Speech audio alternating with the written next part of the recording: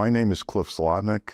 I've been a member of the RIA since 1977. I'm at the convention here in Florida. I think I'm the oldest guy that's here, but I've had a lot of experience with the association. I've seen it go through great times and bad times and great times again and so on and so forth. But I'm really excited about being able to hand over to the next generation the level of volunteerism that my generation did, and to see it among some of the industry leaders that are in the association now. Very, very exciting. Jeff Moore, Mark Springer, these guys are doing a great job, and I'm really proud of them and feel real good about seeing these guys pick up the reins. And they're definitely getting it done, and they're doing things that we never really thought were possible. So to have as many members as we have, to being able to bring in franchise organizations, I'm excited about the unification and partnership with the IICRC and so on and so forth.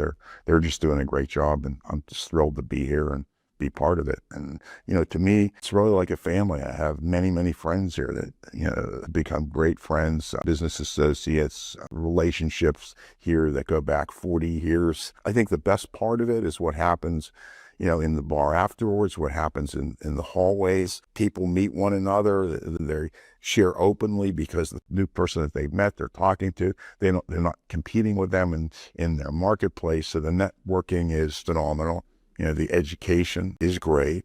And now with the advocacy that's being done for us by the AGA committee, just fabulous, because that's one of the differences.